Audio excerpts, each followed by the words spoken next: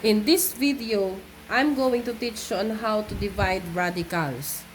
So to divide radicals, we have the quotient of the nth root of A over the nth root of B, or divided by the nth root of B, is equal to the nth root of A over B, where B is not equal to 0.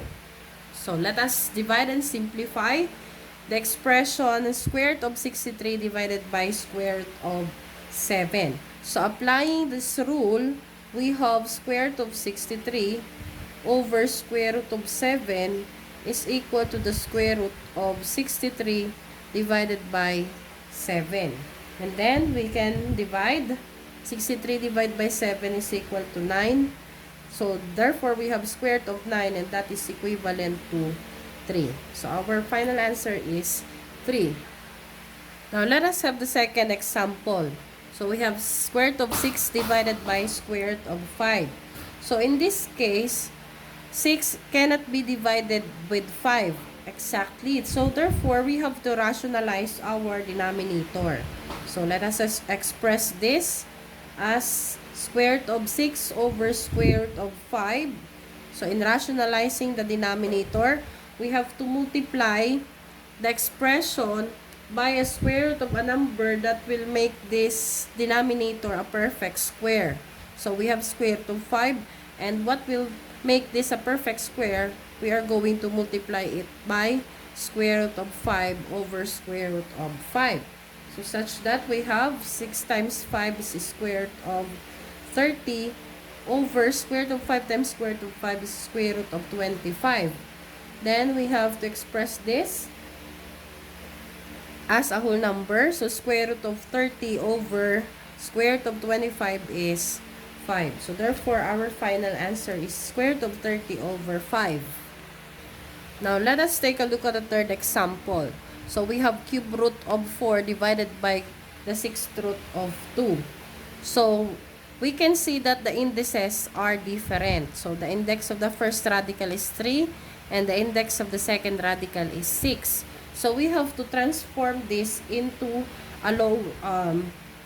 into the same indices. So such that we have to transform the cube root of 4 by expressing this as in an exponential form. So we have 4 raised to 1/3.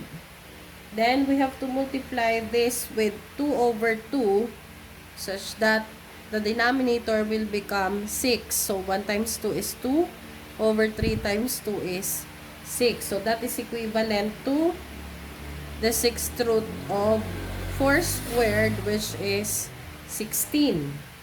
And then, since they have the same indices now, we can divide the two radicals. So we have the equivalent of cube root of 4 is the sixth root of 16 over the sixth root of 2. So expressing this as a single radical, so we have the sixth root of 16 divided by 2. So we divide 16 by 2 is equal to 8. So we have sixth root of 8. Then we have to transform this to a lower order. So 8 can be expressed as 2 cubed.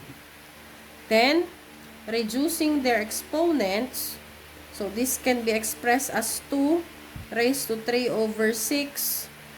Okay, so we have to simplify the fractional exponent, 3 over 6, that becomes 2 raised to 1/2, and that is equal to square root of 2. So our final for number 3 is a square root of 2.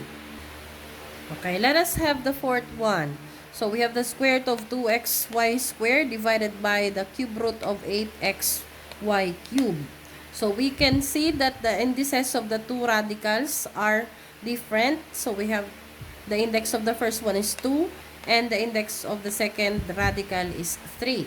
So let us transform this into same order of indices. So we have square root of 2xy squared. Let us express this as fractional exponent, such that it becomes 2xy squared raised to 1/2. And then, we multiply it by 3/3. So, that becomes 2xy squared raised to 3/6. So, therefore, this is equivalent to the sixth root of the quantity of 2xy squared raised to 3. And then, for our second radical, we have the cube root of 8xy cubed when expressed to in exponential form, that is 8xy cubed raised to 1/3.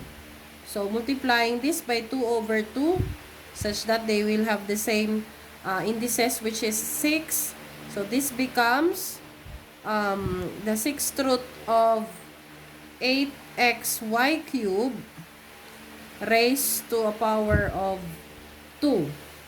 So, since they have the same indices now, so we can divide the sixth root of 2xy squared raised to 3 over the sixth root of 8xy cubed raised to 2. We can simplify this applying the law of exponent. So, we have 2 cubed is 8. Then, x raised to 3. Y raised to 2 times 3 is 6. Over 8 square is 64. Then, we have the power of x is 2. Power of y is 3 times 2 is 6. And then, we can divide. 64 divided by 8 is 8. So, we have the sixth root of...